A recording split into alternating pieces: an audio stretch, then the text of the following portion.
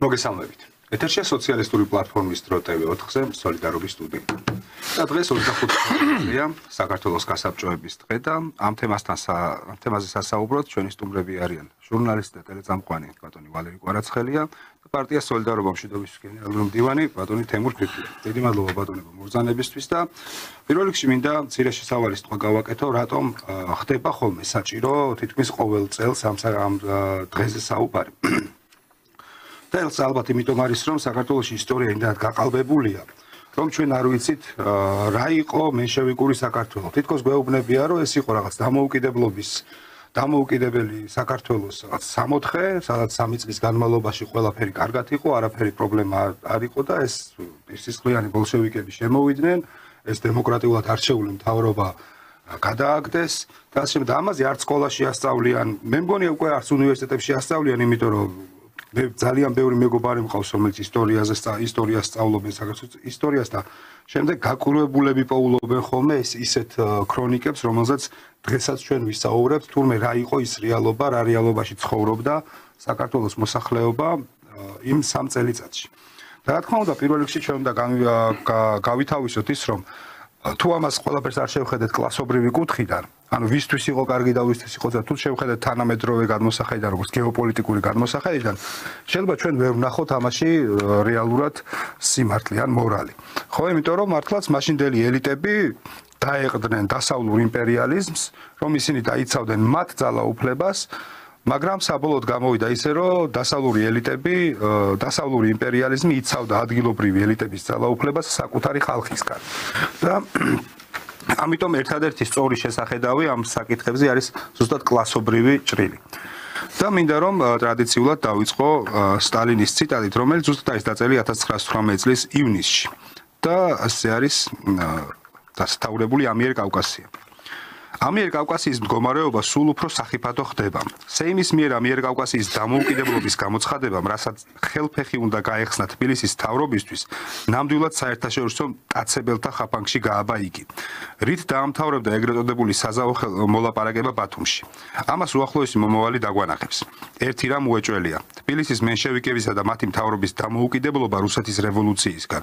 გარდაულად გადაიქცევა მათ მონურ დამოუკიდებლობად თურქულ-გერმანულ ცივილიზებულ მტაცებლებთან.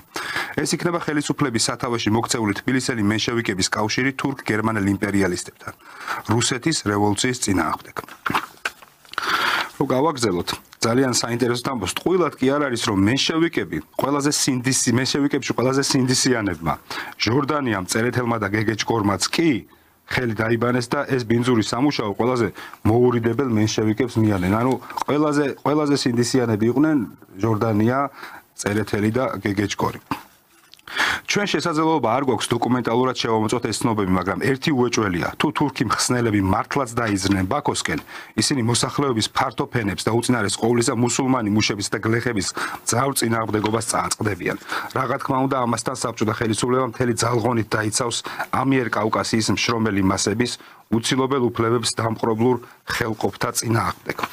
და მინდა რომ პირველ რიგში აი ამ 1918 წლის ივნისის დასაწყისში არის ეს დაწერილი. მაშინ სტალინი უკვე ხედავდა და ანალიზს უკეთებდა რა მოყვებოდა საქართველოს იმ ფორმით დამოუკიდებლობას, რა ფორმით დამოუკიდებლობაზეც მაშინდელმა საბჭოთა რუსეთმა და საბჭოთა ხელისუფლებამ, ასე ვთქვათ, მისცა ეს დამოუკიდებლობა, გაათავისუფლეს ისინი და მაშინვე მენშევიკებმა უარი თქვეს რევოლუციურ გარდაქმნაზე, გადაბარებაზე მუშების და გლეხებისთვის იმ ძალაუფლების, რომლებსაც მუშება და გლეხება იბრძოლეს, სისხლი დაღვარეს და ეგრევე უთანხმდებიან ფაქტიურად უკვე წაგებულ იმპერიებს თან, გერმანიას და თურქეთს. და მინდა რომ პირველ რიგში აი ამაზე დავიწყოთ ბატონო ვალერ, თქვენ როგორ შეაფასებდით აი ამ ციტატიდან გამომდინარე ამ კონტექსტს. უნდა ვთქვა, რომ უმძიმეს მდგომარეობაში ვართ ჩვენ ახლა ჩაღანებული, როდესაც ვსაუბრობთ ამ თემებზე. თუ ამ საკითხებზე ჩვენ ვიტყვით იმას, რაც არის, ანუ სიმართლეს, ასეთ შემთხვევაში ჩვენ თავს დაგვესხმის მთელი არმია იმ ჯოჯოხეთისა, რომელიც დღეს ხელისუფლებაშიც არის, ეგრეთ წოდებულ ოპოზიციაშიც არის და მედია საშუალებებში და არასამთავრობო ორგანიზაციებში და ყველგან და ყველგან. თუ მართალს არ ვიტყვით, მაშინ საერთოდ რა საჭიროა ჩვენი საუბარი, იმიტომ რომ ისინი ლაპარაკობენ არა მართალს, ტყუილს და სიცრუეს. მაგრამ გასაღები ამ საკითხისა თუ თავიდანვე არ მოვხაზეთ, მე გაგვიჭირდება. აი თქვათ ახლა თქვენ სტალინის ციტატი აიგითხეთ, მაგრამ ვიზზე იმუშავებს სტალინის ციტატი, იმათზე, ვინც სტალინს დღე-დაღამე ლანძღავს და ანათემას გადასცემს, არ იმუშავებს იმათზე. იმათზე არც ის იმუშავებს, ალბათ რის თქმასაც ახლა მე ვაპირებ, მაგრამ საზოგადოებას ჩვენ უნდა უთხრათ, რა არის ამოსავალი, რა არის ფუნდამენტი, რა მოხდა 1921 წლის 25 თებერვალს. რა მოვლენასთან გვაქვს საქმე. იყო ეს ოკუპაცია, რომელსაც შემდეგ მოყვა ანექსია, თუ სხვა რამე იყო. თვისებრივად და პრინციპულად განსხვავებული რამე. მე ვფიქრობ და არა მარტო მე ვფიქრობ, არამედ მართლა ასე იყო, რომ მაშინ მოხდა საქართველოს განთავისუფლება. მაგრამ ვისგან და რისგან? საქმე ის არის, რომ კაცობრიობის ისტორია ისე განვითარდა, არც ერთ სისტემაში, არც ერთ ეპოქაში სამართლიანი არ ყოფილა ცხოვრება. ცხოვრება იყო უსამართლო. ცხოვრება იყო აგებული პრინციპზე, რასაც ქვია ერთი ადამიანის მიერ მეორე ადამიანის ექსპლუატაცია. ერთი ჯგუფის მიერ სხვა ჯგუფების ექსპლუატაცია და ერთი კლასის მიერ სხვა კლასების ექსპლუატაცია. ეს იყო ბაზა ყველა სოციალური ფორმაციისათვის, რომელიც არსებობდა იქამდე, ვიდრე არ გაიმარჯვა სოციალისტურმა რევოლუციამ. იქამდე გაიმარჯვა საფრანგეთში, რა თქმა უნდა, მაგრამ ვერ გაიმარჯვა ბოლომდე, ეს ძალიან მალე დამარცხდა. პირველი გამარჯვებული სოციალისტური რევოლუცია ეს იყო 1917 წლის დიდი ოქტომბრის სოციალისტური რევოლუცია, ასე ერქვა მას. ანუ თვისება იყო განსხვავებული, ახალი სისტემა მოდიოდა. მოდიოდა სისტემა, სადაც მიწები უნდა გადასცემოდა გლეხებს, ფაბრიკა-ქარხნები უნდა გადასცემოდა მუშებს, ანუ ამ ორი უძირითადესი სიმდიდრის მფლობელი უნდა გამხდარიყო ის, ვისაც ის ნამდვილად ეკუთვნოდა, ვინც პროდუქციას ქმნიდა. გლეხი და მუშა. ახლა უვიცები გამოდიან და ლაპარაკობენ, რომ მაშინო ლენინმაო და მისმა გუნდმაო მოატყუაო გლეხებიცო და მუშებიცო, ვინაიდან არც მიწები გადასცემია გლეხებსო და არც ფაბრიკა-ქარხნები გადასცემია მუშებს. ყველაფერი სახელმწიფომ წაიღო. ეს არის სრული უვიცობა. აბა პირდაპირ რომ მიეცათ გლეხებისთვის მიწები. მინდათ ლიბერალური კრიტიკაა თან. ხო და მისთვის მუშებისთვის ფაბრიკა-ქარხნები. ეს მაშინ იქნებოდა სახელის და გვარის შეცვლა, თორემ ის გლეხიც გახდებოდა მემამულე და ის მუშაც გახდებოდა კაპიტალისტი, ხო? მაგრამ სოციალისტურ სისტემაში არ არსებობდა არც კაპიტალისტის ადგილი და არც მემამულის ადგილი. ეს ადგილი დაიკავა გლეხმა ერთის მხრივ და მუშამ მეორეს მხრივ. და სახელმწიფო აშენდა ამაზე. სახელმწიფო იცავდა მშრომელი ადამიანის ინტერესებს. და არა გაბატონებული ჩაგვრელი ექსპლუატატორი კლასის ინტერესებს. აი ეს თვისებრივად სხვა ამბავი მოდიოდა და ახლა როდესაც გვეუბნებიან ჩვენ რომ ამ თარიღს ახსენებენ ხო 25 თებერვალს და მოხდა დაპყრობა რუსეთის მიერ საქართველოსი. ეს არის შეცდომაში შეყვანა. ეს არ იყო კლასიკური დაპყრობა, ეს იყო სრულიად სხვა მოვლენა. ამის გათვალისწინებით, რასაც მე ვამბობ, ამ მოვლენამ საქართველოში ძალიან ესეთ მაგალითებით რომ ვილაპარაკოთ, ამ მოვლენამ საქართველოში მოიტანა რუსთავის მეტალურგიული ქარხანა, გემთმშენებელი ქარხანა, ავიამშენებელი ქარხანა, ელბავამშენებელი ქარხანა, მანქანამშენებელი ქარხანა, ჩარხშენებელი ქარხანა, ფეროშენადნომთა ქარხანა, ქიმიური ქარხანა და ასე შემდეგ და ასე შემდეგ. ამან მოიტანა სიმდიდრე. ამ მოვლენამ მოიტანა დასავლეთ საქართველოში ჭაობების დაშრობა. ამ მოვლენამ მოიტანა მალარიისგან გამკურნება ადამიანებისა, რომლებიც იხოსებოდნენ ამ სენისგან. ამ მოვლენამ მოიტანა აღმოსავლეთ საქართველოში ამ გვალვიანი და მშრალი მიწების გასარწყავება.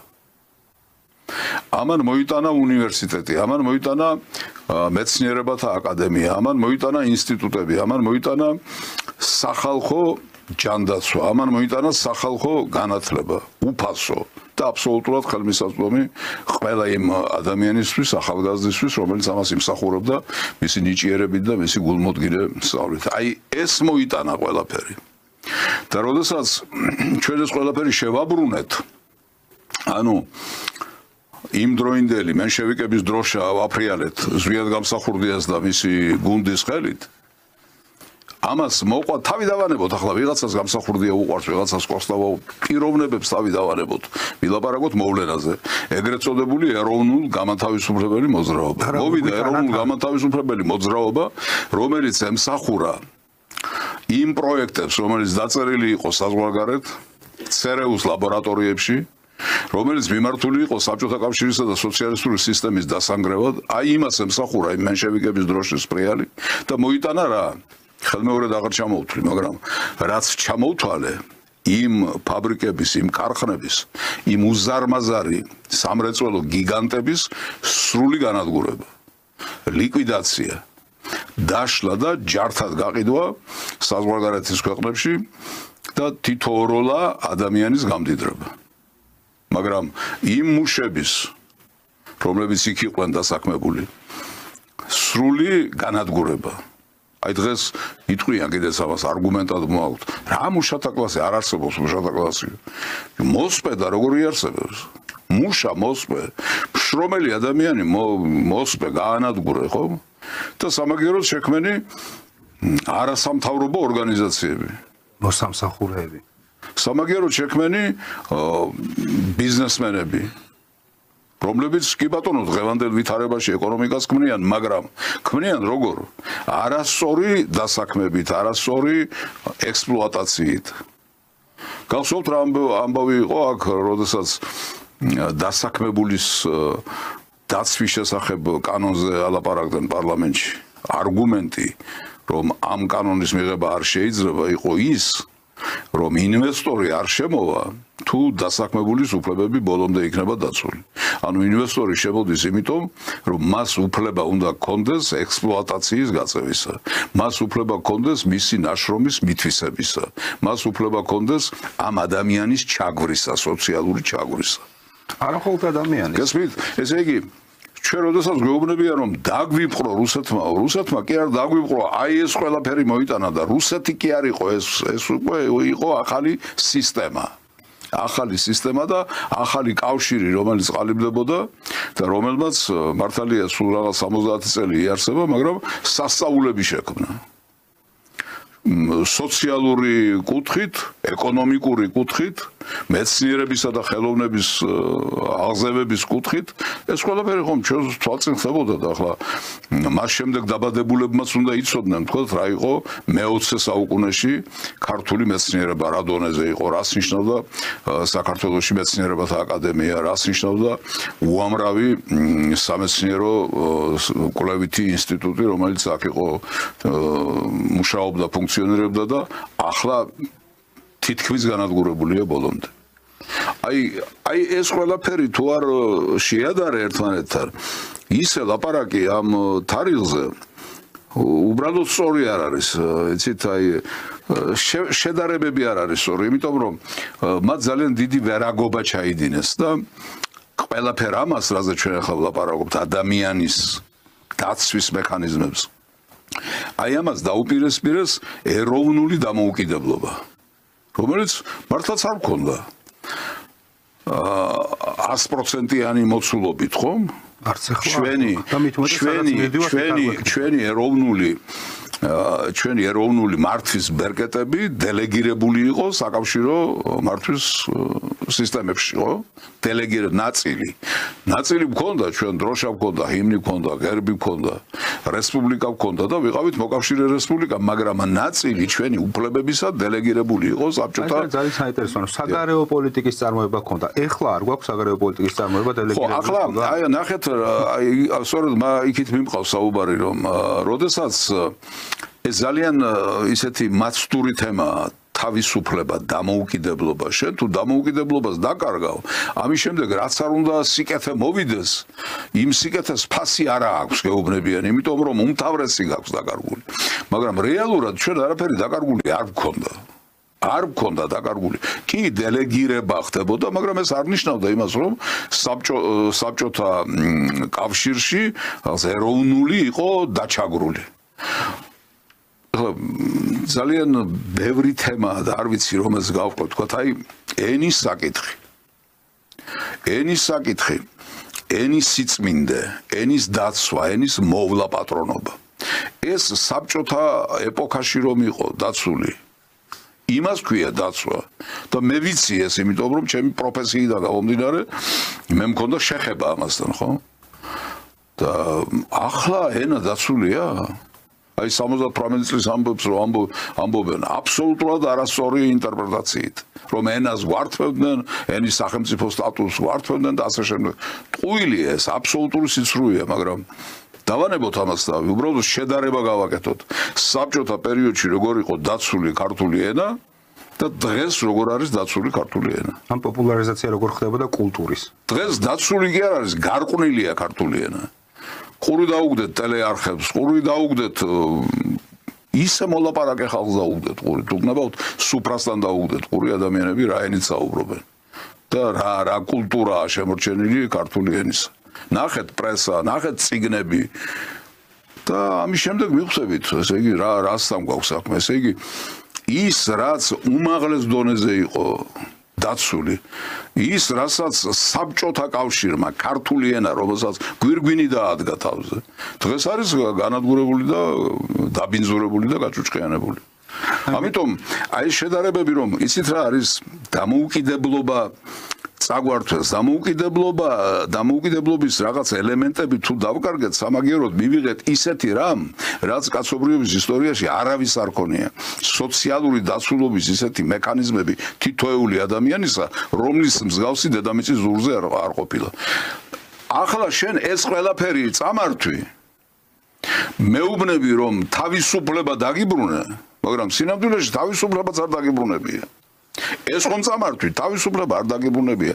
რაც მქონდა საბჭოთა პერიოდში, ის ხარისხიც არ მაქვს თავისუფლებისა დღეს. იმიტომ რომ თავისუფლება კი არ არის, როდესაც გარედან კარნახობენ და რას არ კარნახობენ. რა დეტალში არ ძრებიან, განარამე ზოგადი და ესეთი გლობალური მასშტაბის, არამედ კონკრეტიკაში. ერთ ნაბიჯს ვერ გადადგამ ისე, რომ არ დაეკითხო ამერიკის შეერთებულ შტატებს და ევროპას. აი ეს ბრძოლა მიდის ახლა, გამიგზელდა ცოტა სიტყვა, მაგრამ ეს ბრძოლა მიდის ახლა, ხო? აი მინდა რომ ისევ დაუბრუნდეთ, ან 26 მაისს, როგორც ვიცით, ვაცხადებ ჩვენ 1918 წლის 26 მაისს ვაცხადებ დამოუკიდებლობას და ძალიან საინტერესოა რა. ამხელა იმპერია, გერმანიის იმპერია 28 მაისს გვიფორმებს ფოთის ხელშეკრულებას. ანუ თუ აი თქვენ პოლიტიკოსი ბრძანდებით და ორ დღეში შესაძლებელია თუ არა ხელშეკრულების ესე მომზადება თუ იქამდე გერმანიის ნაკარნახევი არ იყო ამ დამოუკიდებლობის გამოცხადება. გერმანიის მხრიდან რომ მიიღეთ დამოუკიდებლობის აქტი, მანამდე არ გებულობდა ჟორდანიას მთავრობამ და არც უნდოდა დამოუკიდებლობის. აი და რისთვის მინდა რომ ეს წავიკითხო ეს ნაწილი რა ხდება ფოთის ხელშეკრულებით. გერმანიას გადაეცა პორტები, ფოთის და ბათუმის პორტი და ყველა სავაჭრო გზა. გადაეცა როგორც ქართული რკინიგზა, ისე ტრანსკავკასიური რკინიგზების ყველა კვანძი. ეს რა თქმა უნდა საბჭოთა აზერბაიჯანს იზოლაციაში აქცევდა და შემდეგ უკვე ნავთობის კონტროლის მექანიზმი იყო ერთ-ერთი. გადაეცა მარგანეცის, ჩაის, ღვინის, ციტრუსის და სხვა ინდუსტრიები. და ასევე მიეცათ უფლება განეთავსებინათ სამხედრო ბაზები საქართველოს ტერიტორიაზე. აი ამის შემდეგ უკვე აი ჩვენ რო საუბრობთ ბატონო თემურა რამდენიმე ქრონიკიდან რამდენიმე იმას ამოვიღებ ნაწერს. ჩვენ რო საუბრობთ რისგან მოხდა, აი ბატონმა ვალერმა სწორად თქვა რომ გათავისუფლდა, ხო, მაგრამ მეორე მხრიდან როდესაც საუბრობს სიტყვაზე ჩვენი მენშევიკების შთამომავლები საუბრობენ, ისინი მართლა თავისი კუთხიდან უყურებენ და მათ ქვეყანა წაართვეს. ქვეყანა წაართვეს, ოღონდ ისმას კი არ ამბობენ, იმას ვერ იტყვიან რომ ქართველებმა წაგვართვეს ჩვენ ქვეყანა, რეალურად ქართველებმა წაართვეს. აბრალებენ რომ წაგვართვეს რუსებმა.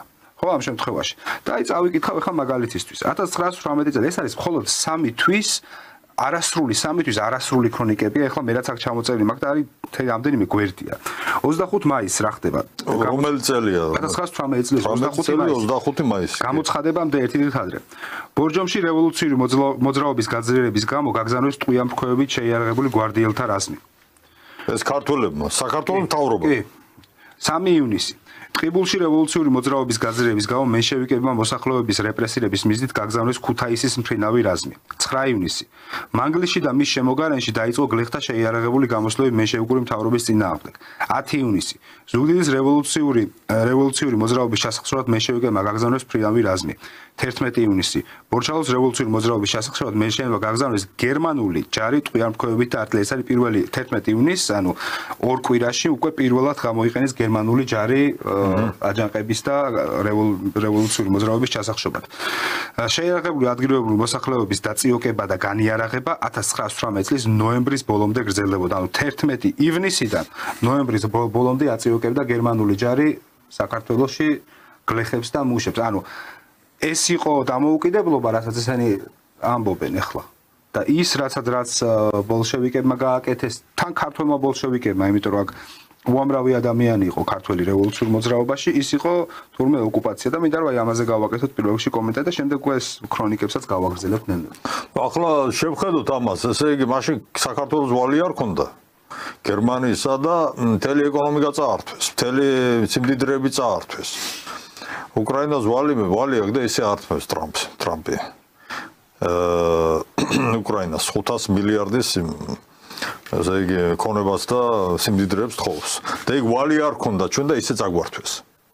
და მენშევიკურმა მთავრობამ გამოაცხადა დამოუკიდებლობა გერმანელების მითითებით, იმისათვის რომ აი ეს ხელშეკრულება დაედო გერმანიასთან. გერმანიამ მერე ცნო რა თქმა უნდა საქართველოს მთავრობა, რაც იმ მაშინდელი მთავრობის ესე იგი რა თქმა უნდა ინტერესებში შედიოდა, მაგრამ რის ფასად?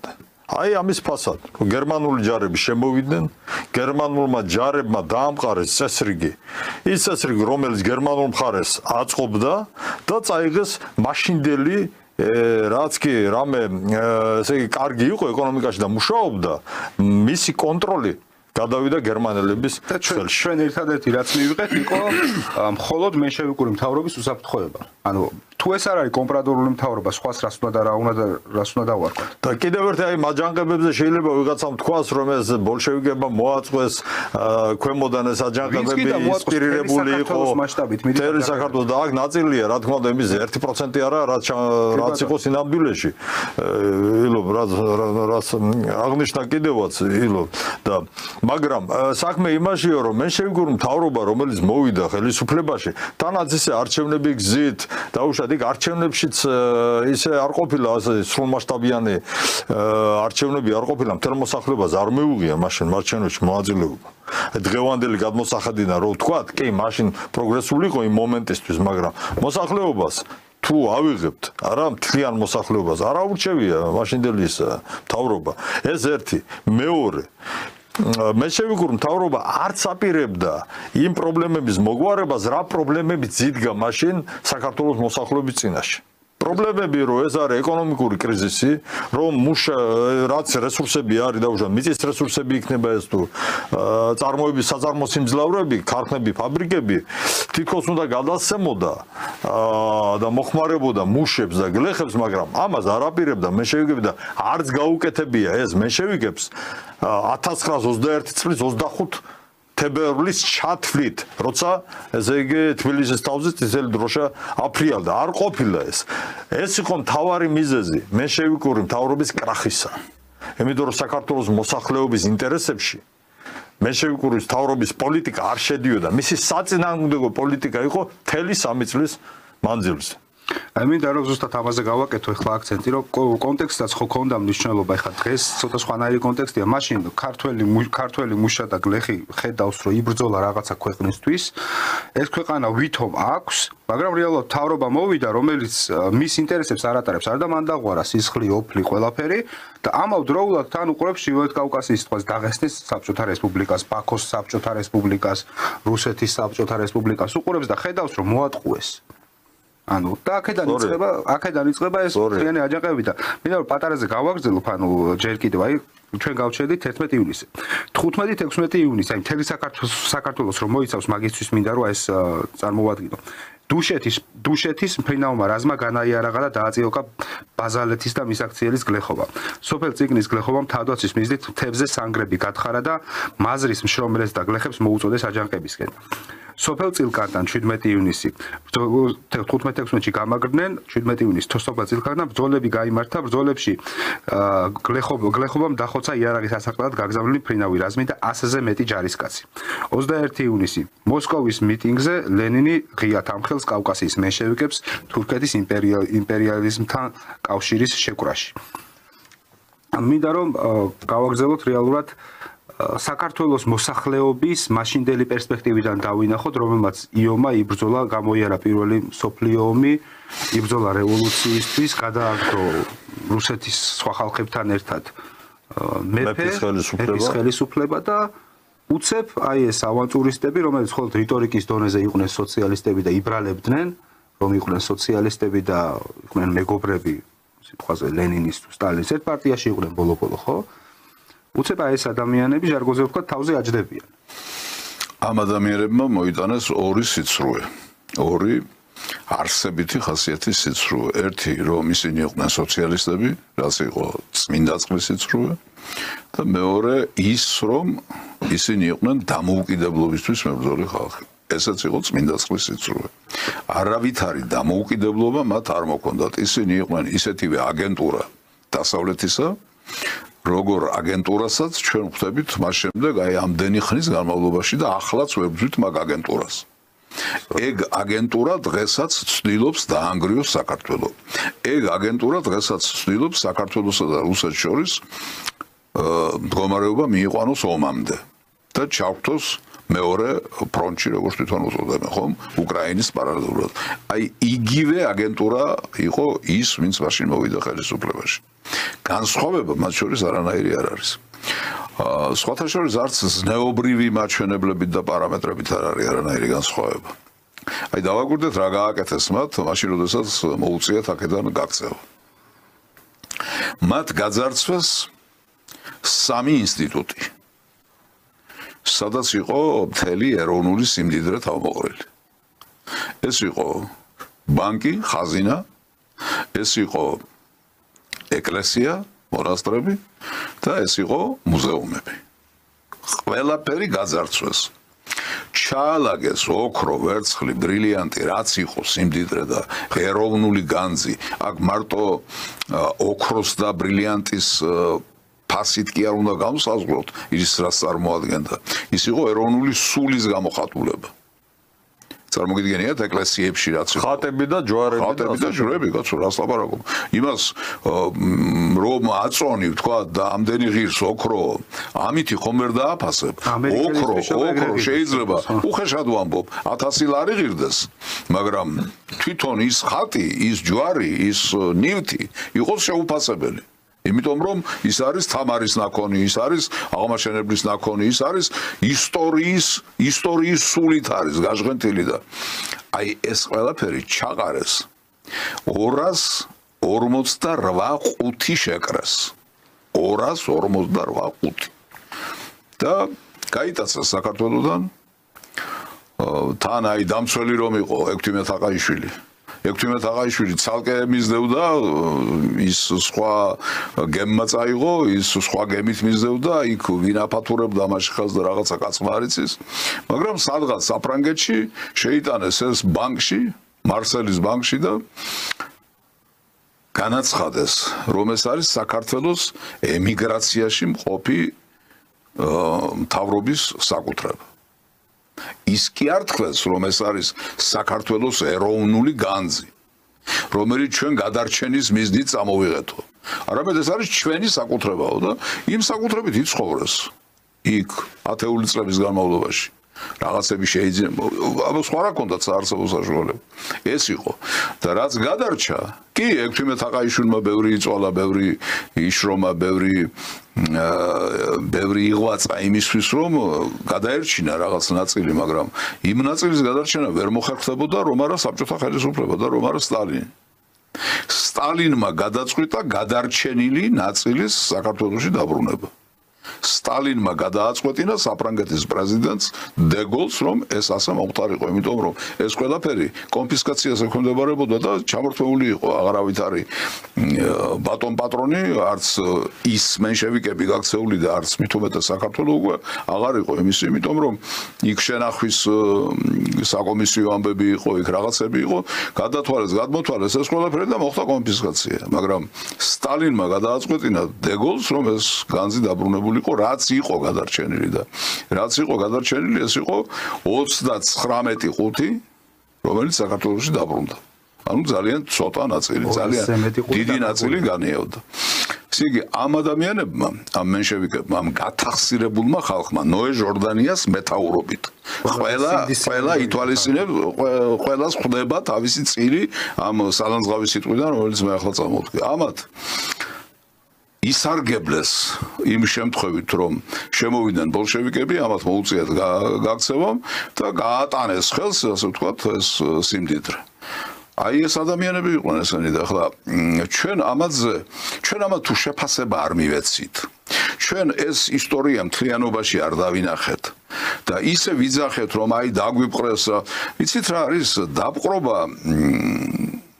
დაპყრობა ერთია დაპყრობა ცნობილი ამბავია ხო ისტორიული ამბავია და დღესაც გრძელდება დაპყრობები და ოკუპაციები და ანექსია და ყველაფერი გრძელდება მაგრამ კაცობრიობის ისტორიაში ეს იყო ერთადერთი უნიკალური შემთხვევა სოციალისტური სისტემის ჩამოყალიბება და სოციალისტური რევოლუცია რომელიც სხვა მიზნებს ისახავდა სხვათა შორის კომუნისტებს არც ერთ ეტაპზე ხალხი არ მოუტყუებია კომუნისტური პარტიის მანიფესტში ჩაწერილია რომ კომუნისტები მიმართავენ ძალადობას ხელისუფლების ხელში ასაღებად იმიტომ რომ ხელისუფლება ჩაგვრელი გაბატონებული ექსპლუატატორული კლასიდან უნდა გადავიდეს მშრომელი კლასის ხელში არსად მშრომელი კაცის ხელში ძალდატანების გარეშე ძალაუფლება არ გადასულა ეს მოხდა ერთადერთი შემთხვევა იყო კაცობრიობის ისტორიაში. ძალიან საინტერესოდ გრძელდება მე ეს ციტატა ამბობენ რომ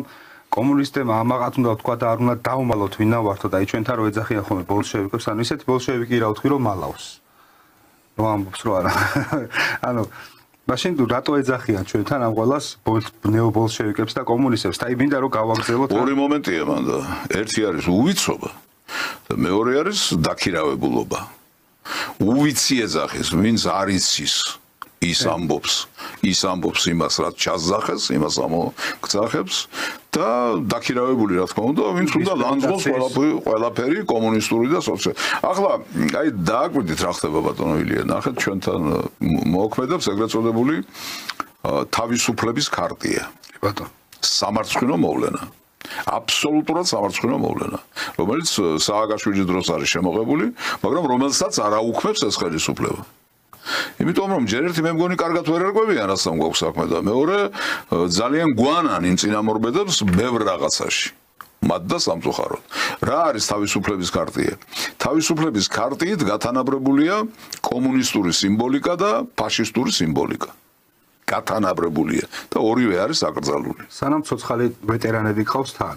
ცოცხალი ვეტერანები ყავს, რომელსაც მკერდზე აბნევია საბჭოთა სიმბოლიკა და მკერდზეც რომ არ ებნიოს საბჭოთა სიმბოლიკა, ის თავად არის საბჭოთა სიმბოლიკა. შენაირებს ებრძოდიო, შენ ეს არის ის ადამიანები არიან, რომლებსაც თავი გაწირეს ფაშიზმის წინააღმდეგ ბრძოლაში და როდესაც შენ კანონით ათანაბრებ ფაშისტებს და მათ ვინც ფაშიზმი დაამარცხა. ამაზე დიდი სამარცხვინო რა უნდა იყოს. თან ნახე, ესე იგი უსირცხვილოდ დაეწყობიან ამ 9 მაისს და გამოცხადდებიან ამ ვეტერანების წინაშე ვითომ პატივს მიაგებენ. და იქ რომ წითელი დროშა დაინახონ. იქ რომ ჩაკუჩი და ნამგალი დაინახონ, იქ რომ წითელი ვარსკვლავი დაინახონ. ამისთვის ხალხს აპატიმრებენ. და შენ ვისთანაც მიდიხარ თქვი და კიდევ გავიმეორებ. ის არის ყველაზე დიდი სიმბოლიკა იმ საბჭოთა კავშირისა. რატომ მიდიხარ მაშინ? მაშინ ბოლომდე უარყავი ეს ყველაფერი და როგორც კომუნისტები პირდაპირ თავის სახელს არქმევდნენ ყველაფერს, დაარქვი თავის სახელი, რომ საბჭოთა კავშირი და სოციალისტური სისტემა იყო ისეთივე უბედურება, როგორიც იყო ფაშიზმი და არც ერთს პატივს არ მიაგებ. რას მიდიხარ მაშინ იქ? დაარქვი თავის სახელი ყველაფერს, მაგრამ ვერ არქმევს, თან ვერ არქმევ, რაღაცას ეფარები, რაღაცა სხვა ფასადით მოდიხარ. სამარცხვინო გულის ამრევია ეს. იმიტომ რომ ხა პოლიტიკოსები არიან და ეს არის უკვე ეროვნული ნაწილია შენი. ამას ვერ სურო ვერაფერ დიდხანს გვიყვავს ეს ვეტერანები, რო აღარ გვეყოლებიან. ეს ნაწილი მაინც ჩვენი იქნება. ეს ნაწილი მაინც პოლიტიკის ნაწილი იქნება. 350,000 კაცი ჩაწვა ხო იმ ომში. ჩვენგან მხოლოდ. ჩვენგან საქართველოს აბა მე მილიონებზე არ ვლაპარაკობ საბჭოთა კავშირის მასშტაბზე. საქართველოსდან ესე იგი იმათ პატივს არ სცემ 700,000 კაცი იყო წელს. ეს ციფრები ჩემი ხომ არ არის გასულ ეს საყოველთაოდ ცნობილი ციფრებია რა.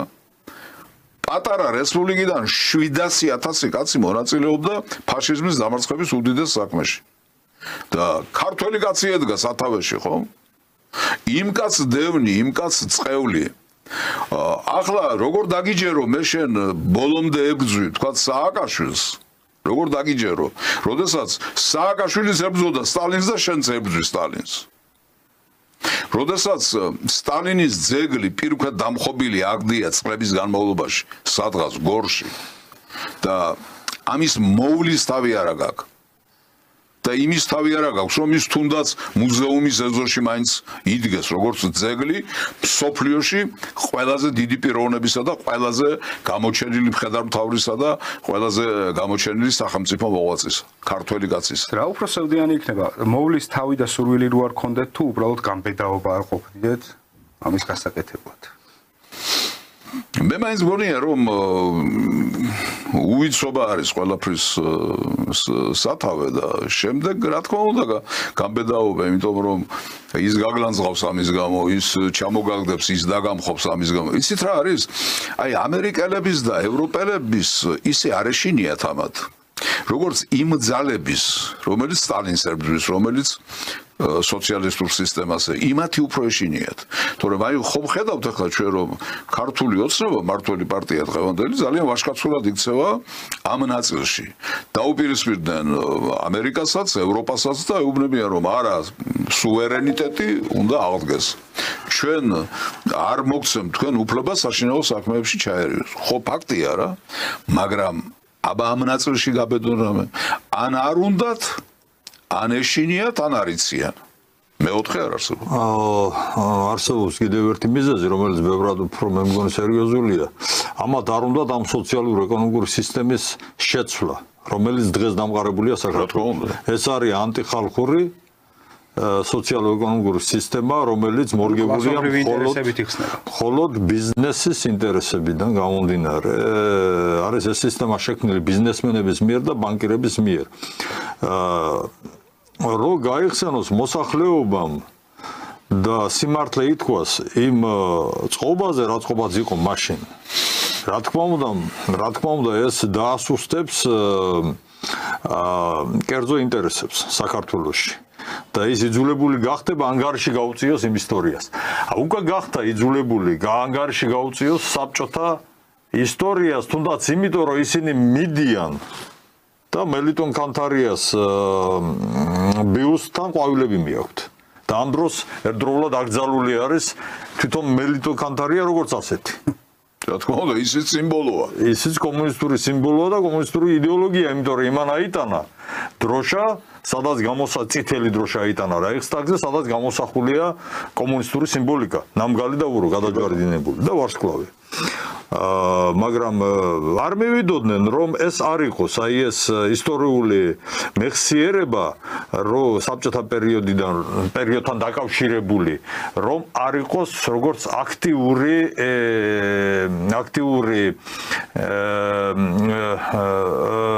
აქტიურად მოქმედი ფაქტორი.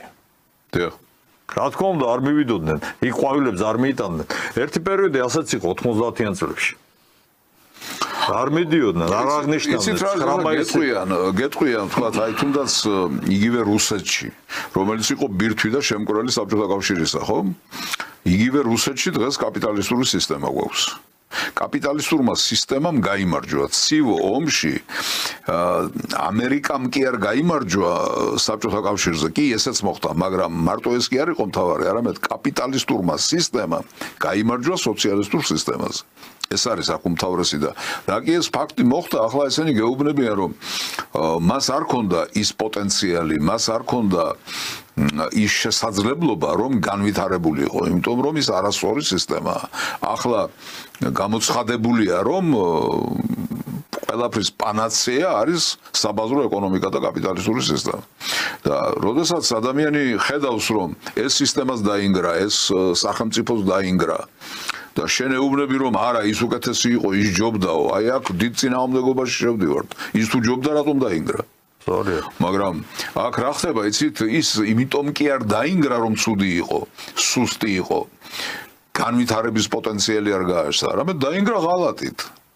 დაინგრა სწორედ აგენტურის მოყვანით საბჭოთა კავშირის სათავეში ახლა ეს 70 წელი კი არსებობდა მაგრამ ახალგაზრდა სისტემა იყო ხო და გარემოცული იყო კაპიტალისტური სამყაროთი კი ბევრგან მოხდა უკვე რევოლუცია ჩინეთიდან მოყოლებული და თითქმის ყველა კონტინენტზე იყო უკვე სოციალისტური რევოლუცია გამარჯვებული მაგრამ კაპიტალისტური გარემოცვა იმდენად დიდი იყო და იმდენად ძლიერი იყო რომ მათ შეძლეს იმ მასშტაბის ღალატის ორგანიზება რაც მოხდა საბჭოთა კავშირში ეს ხო საუკუნის ღალატი იყო რა როდესაც პირველი კაცი ღალატობს როდესაც პირველი კაცი ანგრევს როდესაც პირველი კაცი მოწადინებულია რომ დაშალოს გორბაჩოვზეა ლაპარაკი რა თქმა უნდა და გორბაჩოვი შევარდნაძე იაკოვლები და მთელი ელიტა ასე ვთქვათ პოლიტბიუროსი რომელიც ამ მიმართულებით მუშაობდა რა კი ეს ფაქტი მოხდა მაგრამ ეს იმას არ ნიშნავს რომ კარგი და ცუდი ვერ შეადარო ერთმანეთს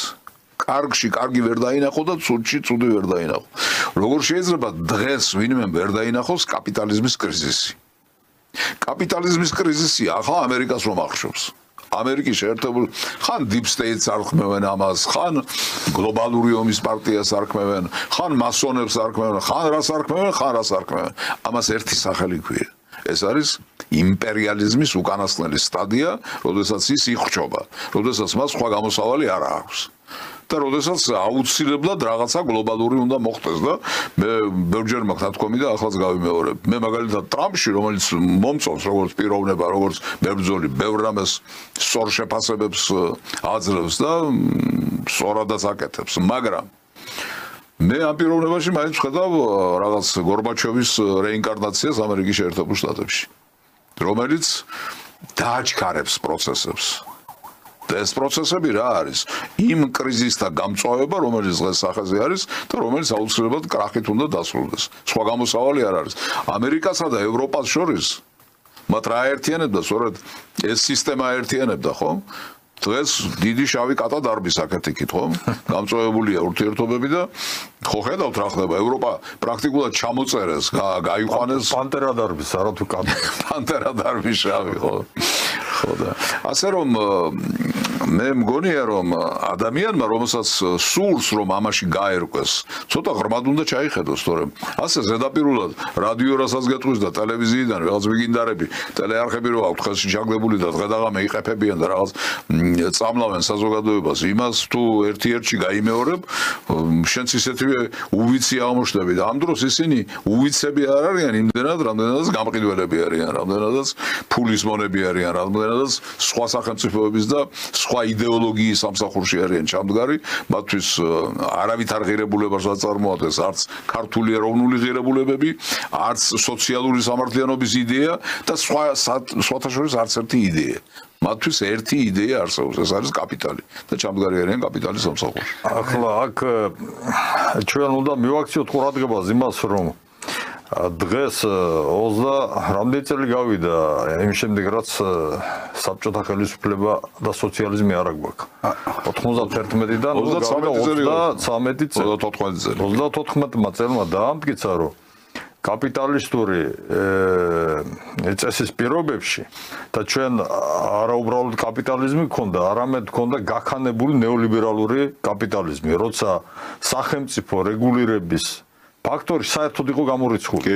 ყველა სფეროდან, ეკონომიკის სფეროდან, სოციალური სფეროდან, როდესაც ყველაფერი გაიყიდა, აი ბენდუქიძის იდეოლოგია არის დღემდე და ბენდუქიძის მიერ თავს მოხვეული შესაბამისი მეთოდები და შესაბამისი ესე იგი მეთოდიკა ეკონომიკის და სოციალური პროცესების მართვისა, რომ ყველაფერი უნდა გაიყიდოს, ყველაფერი უნდა იყოს კერძო უნდა იყოს ჯანდაცვის სფეროში კერძო საკუთრება, ყველაფერი კერძო უნდა იყოს, მათ შორის განათლების სფეროშიც ყველაფერი, ამან ცოტა ესე იგი ეროზია განიცადა ამ დამღუპელმა, ასე ვთქვათ, პოზიციამ დღეს და განათლება ასე თუ ისე სახელმწიფომ არ ერთი პერიოდი მძლავრობდა განათლების სფეროშიც კი, რომ ჩვენ არ უნდა გქონდეს სახელმწიფო მიერ ორგანიზებული განათლების სისტემა და ჩვენ ვხედავთ, რომ ამ 34 წლის თავზე მომავალ წელს 35 იუბილეი იქნება, როცა კაპიტალიზმი გვექნება საქართველოში, იმის საწინააღმდეგო, რაც მოიტანა 25 თებერვალს 1921 წელს, ჩვენ ვხედავთ, რომ ამ სისტემას არ შეუძლია არც ერთი პრობლემის მოგვარება, არც ერთი პრობლემის ასე თუ ისე აი შერბილება მაინც, როგორიცაა ეკონომიკური პრობლემები, როგორიცაა ამ ეკონომიკური პრობლემიდან გამომდინარე ძალიან ბევრი სოციალური პრობლემა, რომელიც ჩვენ თვალწინ ღრმავდება და ძლიერდება, ეს არის მიგრაციის პრობლემა. ყოველ წელს 10,000-ობით საქართველოს მოქალაქე გადის საზღვარგარეთ და არ ბრუნდება უკან. მიგრაციის პრობლემა, ბავშვთა შიმშილის პრობლემა, შიმშილის პრობლემა საერთოდ საქართველოში, დაუცველობა, უმშევრობის პრობლემა, ხვალინდელი დღის იმედი არ აქვს, ბანკები, რომლებიც ყაჩაღებად არიან ქცეულები. რომელი ერთი ჯანდაცვის სისტემა, ჩვენი მეგობარი ბატონი თემურ მაისურაძე, ჯანმრთელი ადამიანი, რომელიც ცხოვრობდა ჯანსაღი ცხოვრების წესით ის ფაქტიურად ჩვენმა ჯანდაცვის სისტემამ სასიკვდილოდ განწირა, გარიყა კაცი, რომელსაც კავშირები აქვს, რომელსაც ავტორიტეტი აქვს, ეს არ არის უბრალო მოქალაქე და დღეს ის გერმანიაში მკურნალობს. აი ჯანდაცვის სისტემა, რომელიც მომართულია მხოლოდ მოგებისკენ, არა იმისკენ, რომ ჯანმრთელობა დაიცვას, რომ ავადმყოფობა არ იყოს, არა, დღევანდელ სისტემას ჯანდაცვისას, რომელიც კერძო არის მთლიანად. თუმცა აფინანსებს სახელმწიფო ბიუჯეტი. აი ამ სისტემას ინტერესების შედის არა ავადმყოფობა რო არ იყოს, არა პირიქით ავადმყოფობა იყოს და რაც შეიძლება მეტი. იმიტომ რომ მის ინტერესებში შედის რაც შეიძლება მეტი მოგების მიღება. აი ამ სისტემამ საქართველოს დაღუპვის მიიყვანა. იმიტომ რომ საქართველოს როგორც ასეთი არ იარსებებს. რამოდენიმე წელიწადში 5-15 წელიწადში ჩვენ არ ვიარსებებთ. შესაბამისად არც ქართული კულტურა იარსებობს და არც არსებობს ის თუ რამე არსებობს ინერციით ის რაც ქონდა საბჭოთა პერიოდში ის არსებობს იმისი რეტრანსლაცია ხდება თუ რა დონით ხდება ესეც სხვა საკითხია მაგრამ ჩვენ ვდგავართ საქართველოს დაღუპვის წინაშე და კაპიტალიზმი არის ამისი მიზეზი და ამისი კაპიტალიზმი ღუპავს საქართველოს. კი ბატონო, მაგრამ მე მაინც არ მინდა დაუკარგო თუნდაც მცირეოდენი ვთქვათ რაღაც წინ გადადგმული ნაბიჯი ხელისუფლებას იგივე ჯანდაცვის სფეროში ვთქვათ არსებობს ეს საყოველთაო დაზღვევა რაღაცა რომელმაც ასე თუ ისე შესაძლებლობა მისცა ადამიანს ექიმთან კონდეს კონტაქტი. მისცა გარკვეული შესაძლებლობა. არ მინდა ეს დაუკარგო, მაგრამ ამ სისტემას უფრო უკეთესად ამ საკითხების მოგვარება პრაქტიკულად არ შეუძლია როგორც ჩანს. აი თქვენ ერთი ძალიან მნიშვნელოვანი რამე თქვით, სახელმწიფოს ჩარევა, სახელმწიფო როგორც რეგულატორი. რეგულირება უნდა იყოს სახელმწიფოს ხელში, ხო? ეკონომიკური და სოციალური პროცესები. ეკონომიკური, სოციალური პროცესების რეგულირება. რეგულირება რას ნიშნავს? საბაზრო ეკონომიკის უარყოფას კი არ ნიშნავს, არამედ ნიშნავს ადამიანების დაცვას. იქ ვიღაცა ხარბია, ვიღაცას ძალიან დიდი მადა აქვს, ვიღაცა ძალიან დიდი მუცელი აქვს. ამის ყველაფრის რეგულირება აუცილებელი, თორემ აი შეხედეთ ახლა ფასები სად გარბის უკვე ჩვენთან რა მდგომარეობა. კი, თავად ბაზარი სტიქიურია და ამისგან უნდა დაიწყოს. ამ სტიქიურობისგან, სტიქიურობა, როდესაც პირდაპირ ურტყამს თითოეულ მოქალაქეს, ხომ, ამისგან უნდა დაიცვა. ხა წარმოიდგინეთ თქვენ რა ხდება დღეს ბინებთან დაკავშირებით, საცხოვრებელ ფარგლთან დაკავშირებით. უზარმაზარი მშენებლობები მიდის, ხედავთ ხომ? მიდის მშენებლობები, მაგრამ ფასები ზევით მიდის. რატომ ხდება ეს? ეს იმიტომ ხდება, რომ ქართველი კი არ ყიდულობს ამ ბინებს, სხვები ყიდულობენ. ისე აქ ორი პრობლემა შემოდის. ჯერ ერთი ფანტასტიკური მასშტაბი მიგრაციისა, შემოსულებისა, რომლებიც იკავებენ ქართველების ადგილს და ფანტასტიკური მასშტაბი შრომითი ემიგრაციისა, რომელიც ლუკმაპურის საშუალებლად ქვეყნიდან გარბის. ეს საკითხი ვენსმა ამერიკის შეერთებული შტატების ახალმა სახელმწიფო მდივანმა დააყენა მიუნხენის კონფერენციაზე. ვიცე-პრეზიდენტმა. ვიცე-პრეზიდენტმა. ვიცე-პრეზიდენტმა. მე რა ვთქვი? სახელმწიფო მდივანი. ბოდიში. ვიცე-პრეზიდენტმა კი დააყენა ამ მიგრაციის თემა, ესე იგი, რომელმაც ევროპას შეუქმნა უზარმაზარი პრობლემა. და ევროპა ამას ასაღებდა დემოკრატიად.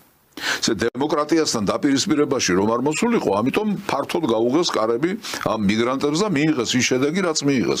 დამანგრეველი შედეგი. იაფი დახარბდნენ ამას, მაგრამ ეხლა ევროპას თუ ეს მოუვიდა, ევროპა დიდია ძალიან, ხო? რა მოუვა პატარა საქართველოს? მithmedes სჭირდება კიდეც მუშახელი ევროპას და ჩვენ გვჭირდება პირიქით სამუშაო ადგილები. ჩვენ სამუშაო ადგილები გვჭირდება. ესე იგი ჩვენთან კატასტროფული მდგომარეობა. აი ამ შემოსულმა ადამიანებმა, ვინც ყიდულობს ამ ფართებს, საოცრად ასწია საცხოვრებელი ფართის ფასი და ის საცოდავი ემიგრანტი, რომელსაც იმედი აქვს, რომ მე ევროპაში გავიქცევი, საბერძნეთში ვიქნები, თურქეთში ვიქნები, იმაში იტალიაში ვიქნები თუ საფრანგეთში ვიქნები, რაღაცას დავაგროვებ და მე საცხოვრებელ ფართს ვიყიდიო, სუტყუილი იმედია ეს. ის ვერაფერს ვერ აგროვებს იქ იმდენს, რომ შეძლოს აქ საცხოვრებელი ფართის შეძლება. სტუდენტებს აღარ შეუძლიათ რომ ბინა იქირაონ, ვეღარ სწავლობენ. ანუ ეს კიდე ცალკე თაობა გეკარგება რომ განათლების გარეშე რჩება. ანუ წევს აიღოს სამსახურში იმუშაოს და თან ისწავლოს, ანუ და ისწავლოს მაშინ და ვეღარ უნდა იცხოვროს თბილისში. როგორ ამიტომ ბევრი რამ არის გასაკეთებელი. ეხლა მე ძალიან ბევრს წერ და ლაპარაკობ ამ თემებზე, ჩემს გადაცემებში, იმ სტატიებში, რომელსაც კვირაში ორჯერ სამჯერ ვაქვეყნებ. ბევრს ლაპარაკობ და ბევრს ლაპარაკობ იმასთან დაკავშირებით, რომ ზოგადი კურსი, რაც აიღო დღევანდელმა მმართველმა პარტიამ დასავლეთთან ურთიერთობაში, ეს სწორი კურსია, იმიტომ რომ არ დაანებეს სუვერენიტეტი, არ დათანხმდნენ რომ შეერთებოდნენ თქვათ რუსეთისთვის გამოცხადებულ ეკონომიკურ სანქციებს, არ დათანხმდნენ რომ გაეხსნათ მეორე როგორ არ დაუფასოთ ეს, აქ რომ უკრაინა მიგვეღო. მაგრამ არასაკმარისია აბსოლუტურად. სოციალური საკითხები ეს იმდენად მნიშვნელოვანი რამ არის, რომ ხანდახან შეიძლება იქამდეც კი მივიდეს აზროვნება, რომ აღარც მშვიდობა მინდა ასეთი და აღარც არაფერი. თუ მე ისედაც ვიხშობი, თუ ვერ ვსუნთქავ, თუ მე საცხოვრებელი არ მაქვს, თუ მე ლუკმაპური არ მაქვს, თუ მე ექიმთან ვერ მივდივარ, თუ პროდუქტები ყოველდღე ძვირდება, ასეთ შემთხვევაში რა ვიცი, მე ეს მშვიდობა სად გამოვიყენო? მე იქამდე ვარ მისული, რომ ჩემი ქვეყნიდან, ჩემი სამშობლოდან უნდა გავიქცე, ხო? ახლა ავიღოთ, აი უბრალოდ 25 თებერვალმა რა მოიტანა, მე ჩამოვთვალე, ხომ, რაც მოიტანა. ამდენი ქარხანა, ამდენი ფაბრიკა, ამ სოციალური დაცულობა, უფასო განათლება, უფასო ჯანდაცვა და ასე შემდეგ და ასე შემდეგ. ხელოვნების, კულტურის, მეცნიერების აფეთქება, აყვავება და არნახული მასშტაბები, ხომ? ყველა მიმართულებით. ახლა რა მივიღეთ ჩვენ მას შემდეგ, რაც გამთავისუფლდით ამისგან. ხომ ცუდი დღეა 25 თებერვალი. ხომ საშინელება მოხდა 1921 წლის 25 თებერვალს. დაგვიფხრეს და გაგვანადგურეს და გაგვაჩანაგეს და იმ გაჩანაგების შედეგი იყო ყველაფერი ის რაც ჩამოვთვალე და ახლა როდესაც ჩვენ გამთავისუფლდით აი გამსახურდიან რომ მოვაწერა ხელი დამოუკიდებლობას და საბჭოთა კავშირის კლანჭებიდან დავიხსენით ჩვენი ქვეყანა მას შემდეგ რა მივიღეთ სამნაწილად დაშლილი საქართველო მოსახლეობის თვალსაზრისით განახევრებული საქართველო 5 მილიონი ნახევრიდან ჩამოვედით აგერ 3 მილიონამდე თუ 3 მილიონი ნახევრამდე ესეც საკამათო ციფრია მაგრამ არა აქვს მნიშვნელობა ხომ განახევრდა საქართველო დემოგრაფიული კატასტროფა სრული დემოგრაფიული კატასტროფა ქარხანა ფაბრიკების ადგილას ნანგრევებია გაყვავებული ქვეყანა მეჩაიეობა რომელიც ნახეთ გვაქვს ვთქვათ კინო და შემდეგ კინო სად არის თეატრი სად არის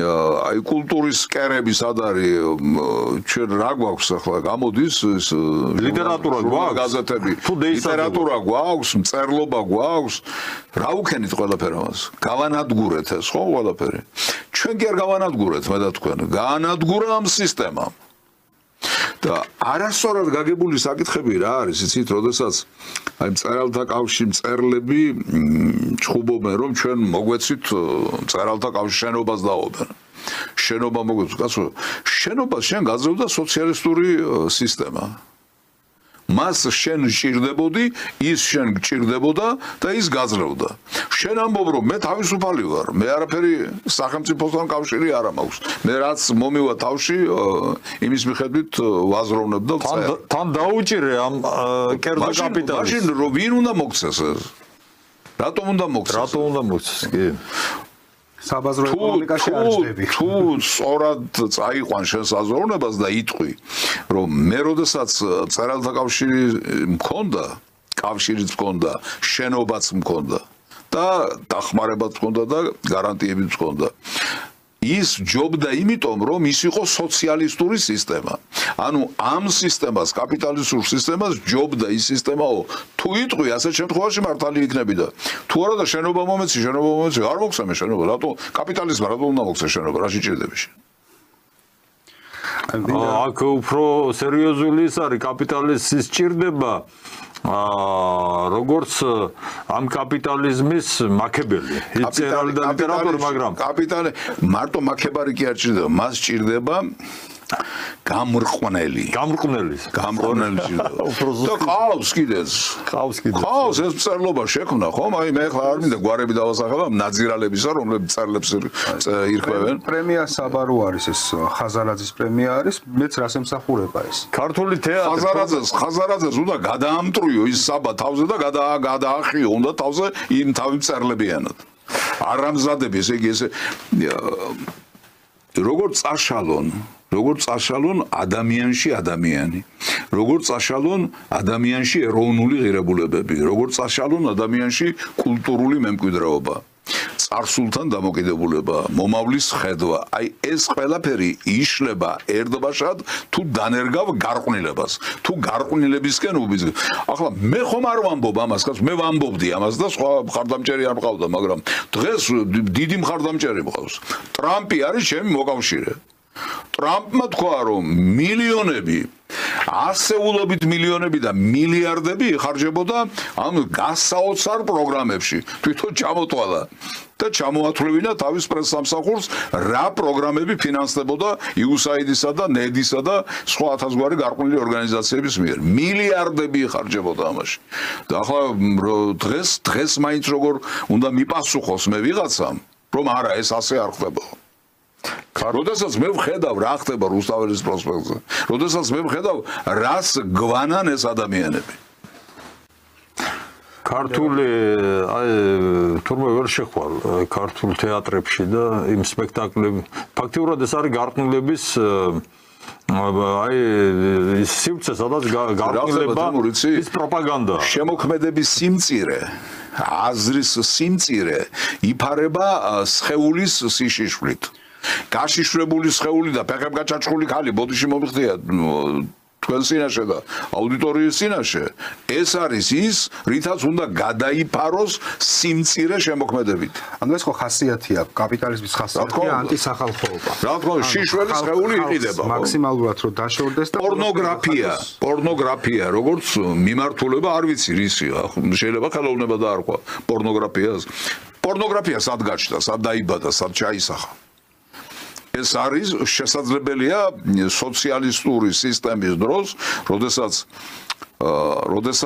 ხალხია წარმართველი კულტურის ეკონომიკის პოლიტიკის მრეწველობის, სოფლის მეურნეობის, ყველაფრის ხალხია წარმართული. შეიძლება პორნოგრაფია, როგორც მოგების რაღაცას საშუალება ჩამოყალიბდეს და ჩაისახოს, ხომ გამორიცხულია რა. მაგრამ იქ არა, იქ ჩაისახა, კი ბატონო. და იყიდება ეს გულისამრევი სიშიშვლე, ხო?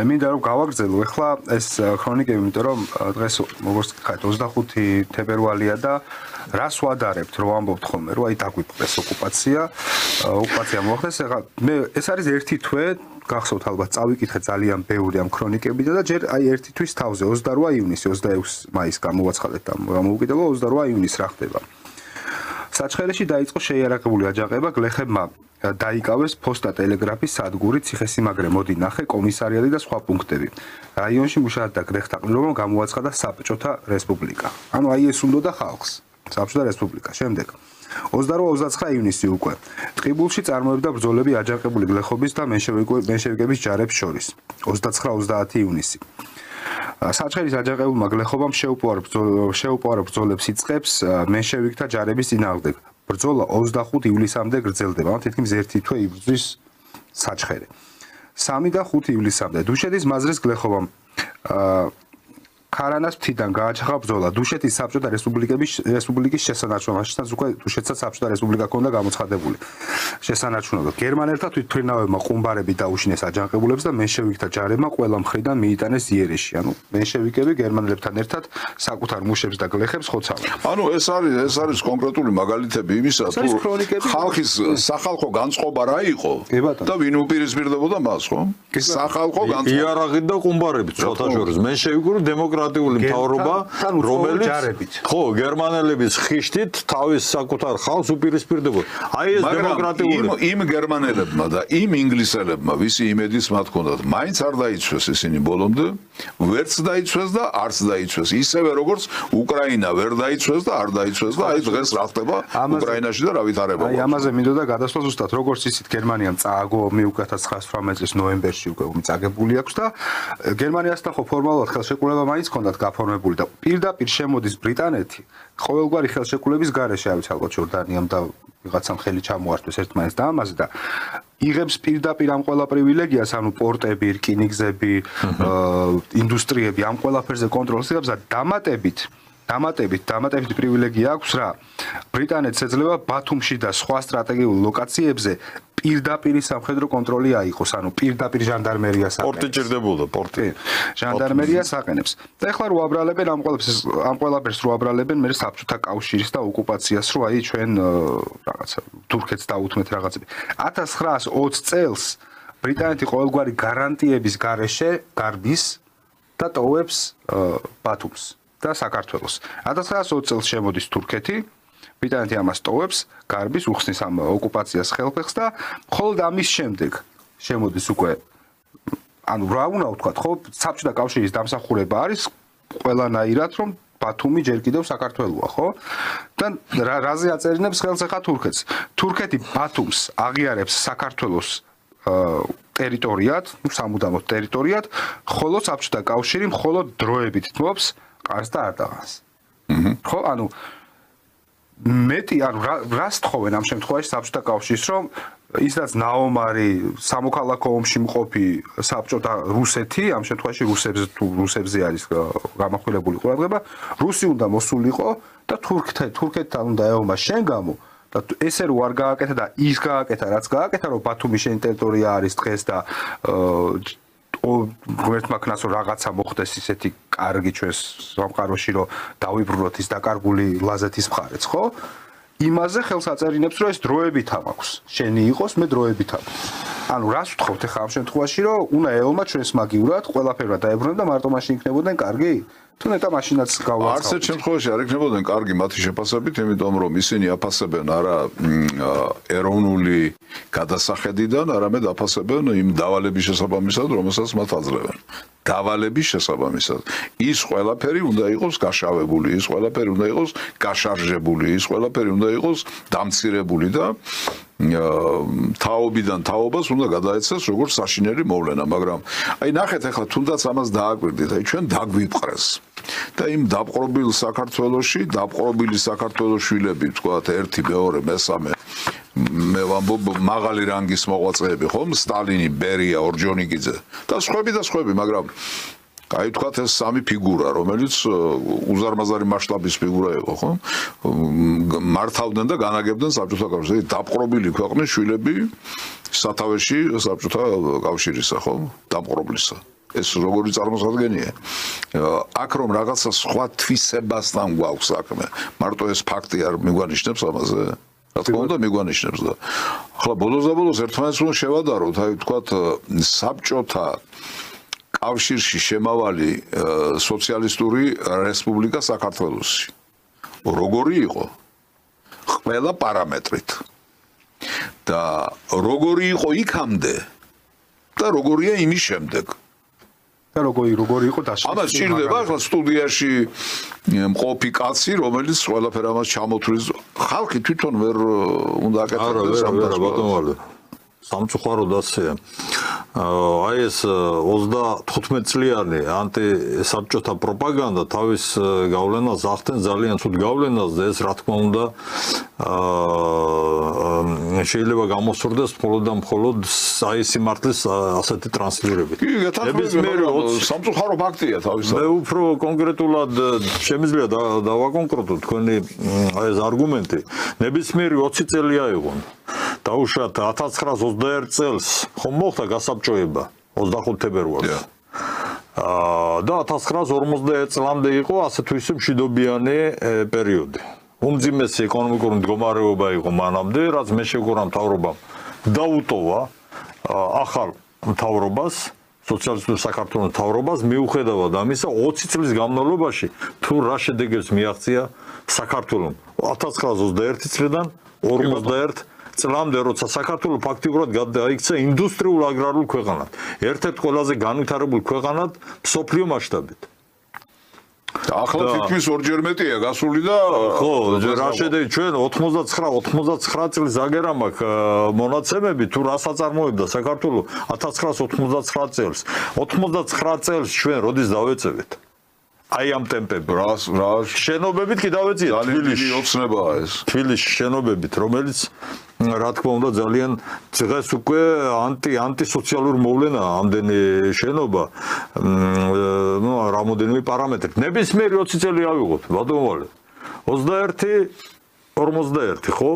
ომის შემდგომი პერიოდი 45 30 წელი ავიღოთ. 35 რომელიც ჩვენ აი ეს 35 წელი რომელიც იქ 35 ომის ჩათვლითაც კი ავიღოთ 41-დან გადავთვალოთ 35 წელი რამდენი გამოდის ესე იგი გამოდის ზუსტად იმდენი რომ საბჭოთა კავშირი ხდება კოსმოსური ქვეყანა საბჭოთა კავშირი ხდება ატომური ქვეყანა საბჭოთა კავშირმა საოცარი ტემპები აჩვენა აღდგენითი სამუშაოებისა ომის მიერ დანგრეული ათასობით 1975 წელია ეს. ანუ 40-დან 35 რო გადავთვალოთ, ეს არის 1975 წლის საქართველოს შევადაროთ დღევანდელ საქართველოს. გამოიარა ის ომი, 4 წლიანი გამანადგურებელი ომი. ახლა ვიღაცა იტყვის რომ ომი ჩვენ ორი გქონდაო აქ. და ამანაც შეგვიშალა ხელიო, ამასაც იტყვიან. იმასაც იტყვიან, მე მინდა დაუბრუნდა აი აფხაზეთის და ცხინვალის თემას. აჭარა კი დაგვიუბრუნაო, მაგრამ ისინი დავკარგეთ ძალიან ბევრი იტყვის ამას. აფხაზეთში და ცხინვალის რეგიონში 1921 წლის მდგომარეობით 25 თებერვლის მდგომარეობით დაახლოებით კი ის მდგომარეობა იყო რაც დღეს არის. იმ მომენტში ჩვენ აფხაზეთზე და ცხინვალის რეგიონზე ჩვენ დაკარგული ქონდა საქართველოს, დაკარგული ქონდა კონტროლი. და ავტონომიის სახით, რომელიც დღეს სანატრელი გვაქვს. საქართველოს შემოუერთა, ჯერ იყო სამოუკავშირო ხელშეკრულება, მაგრამ ფაქტიურად საქართველოს შემადგენლობაში უკვე 1922 წელს ერთ წელიწადში ბოლშევიკების შემოსვლიდან საქართველოში აფხაზეთი საქართველოს შემადგენლობაში იყო და თბილისის კონტროლის ქვეშ იყო აფხაზეთი. ერთ წელიწადში საბჭოთა კავშირის შექმნის წელიწადნახევარი გამოდის 1922 წლის 30 დეკემბრისთვის. და ამ მომენტისთვის ცხინვალის რეგიონი სამხრეთ ოსეთი იყო შემოსული სამხრეთ ოსეთის ოლქის სახით. იქ სხვათა შორის აფხაზებსა და ქართველებს შორის დაპირისპირება მაშინაც ინსპირირებული იყო. ერთი მხრივ დენიკინის მიერ და არა ბოლშევიკების მიერ რუსეთის მხრიდან, დენიკინის მხრიდან, რომელიც ფაქტიურად იმ იდეოლოგისა, რა იდეოლოგიაც გამიფებულია დღეს რუსეთშიც და საქართველოშიც. და მეორე მხრივ, იცით რატო იყო გამოწვეული? აფხაზებთან იქ ადგილობრივი მოსახლეობა ქართველებიც იყვნენ უკმაყოფილო მენშევიკური მთავრობის პოლიტიკით ქართულ მენშევიკურ თავარი მაინც ეს მიზეზი იყო ეს სოციალური და ეკონომიკური პოლიტიკა ისინი მიწას ელოდებოდნენ ისინი ელოდებოდნენ იმას რომ აი მოვიდა დრო როცა მე ოჯახი შენავხა შემიძლია აი ესე იგი შეცვლილი პირობებით ელოდნენ კი არა იომეს ამისთვის და ილომ სწორად აღნიშნა რომ მაგალითს ხედავდნენ რუსეთის ფედერაციაში 4 წელი გავიდა ხო რევოლუციის შემდეგ იქ უკვე ეს ცვლილებები მომხდარია ამ მაგალითს ხედავენ და რო ვერ ღებულობენ აქედან გამომდინარე მოხდა რომ აფხაზეთის მოსახლეობა არა მხოლოდ აფხაზები არამედ ქართველების და ასე იყო ოსეთშიაც სამხრეთ ოსეთში ცხინვალის რეგიონში ოსები და ქართველების მოსახლეობა ღარიბი მოსახლეობა დაუპირისპირდა მენშევიკებს და არა მხოლოდ ოსები აქედან გამომდინარე ახლა მოვიტანოთ აქეთ და ვნახოთ რაც მოხდა იმის შემდეგ 92 წელს აფხაზეთის პრობლემა 2008 წელს ცხინვალის პრობლემა ეს ვის მიერ იყო ინსპირირებული? იყო თუ არა ეს ინსპირირებული? ეროვნული მოძრაობის და ანტისოციალისტური ძალების მიერ, რომელიც გამოყენებული იყვნენ ისინი, მაგრამ ეს ყველაფერი ინსპირირებული იყო ამერიკის შეერთებული შტატების მიერ. და სამ ნაწილად დაშლილი საქართველო შედის ამერიკის შეერთებული შტატების ინტერესებში. და არა რუსეთის ინტერესებში.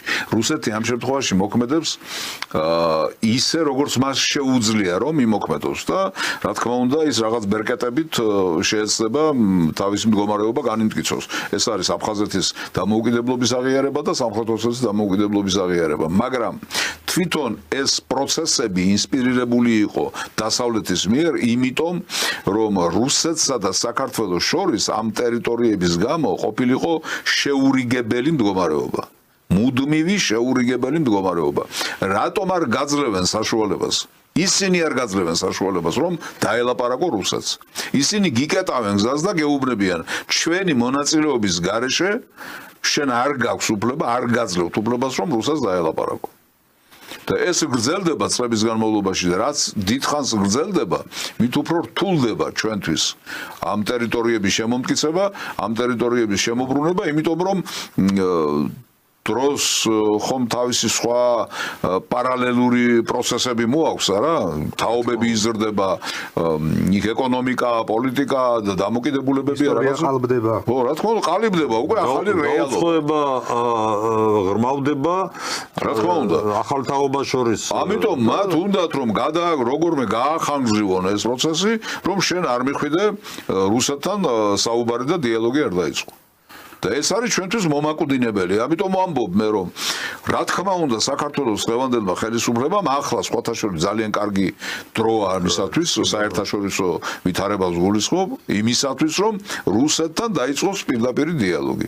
იმისათვის რომ დაიწყოს მუშაობა დიპლომატიური ურთიერთობების აღდგენაზე. იმისთვის რომ დაიწყოს კი ბატონო 3+3 ფორმატი, ეს არის ჩვენი რეგიონია ეს. როგორ შეიძლება შენს რეგიონში შენი მეზობელი სახელმწიფოები განიხილავდნენ მომავალს, განვითარების პროცესებს და შენ იქ დემონსტრაციულად არ იღებდა მონაწილეობას. ეს ხომ აბსურდია. აი, რამდენიმე დღის წინ ლავროვმა განაცხადა, რომ ქართველებისთვის იქ სავარძელი არსებობს და იარსებებს, როცა უნდათ, მაშინ უნდა მიიღონ მონაწილეობა, მაგრამ არ გვაძლევენ ამის უფლებას.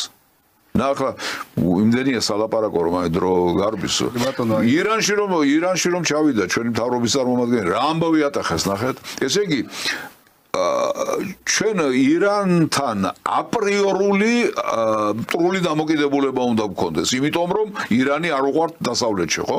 ზუსტად ეგ არის მხოლოდ მიზეზი. სხვა მიზეზი არ არსებობს. ასე ცხოვრება შეიძლება, ასე გაგრძელება შეიძლება, ასე აზროვნება შეიძლება? არ შეიძლება ეს კატასტროფული ვითარებაა. და ამ დროს ირანი არის ერთ-ერთი მთავარი და უძლიერესი რეგიონალური ქვეყანა, ჩვენი რეგიონის ქვეყანა, რომელთანაც ურთიერთობა აუცილებლად უნდა გქონდეს. თურქეთთანაც უნდა გქონდეს კარგი დადებითი ურთიერთობა, რომელიც რა თქმა უნდა საქართველოს ინტერესებში შედის. როგორ შეიძლება, ბატონო თემურ, როგორ შეიძლება არსებობდეს სახელმწიფო, რომელიც მეზობელ სახელმწიფოებს აპრიორულად განიზიდავს და ეუბნება, რომ არა, მე თქვენთან ურთიერთობა არ მჭირდება და არ მინდა. ზუსტად მე მგონი, რომ აი ზუსტად ეს სიგიჟე გადალახვადი ხდება, იმიტომ რომ ძალიან ბევრი რაღაც ჩვენს გარშემო ისე ყალიბდება.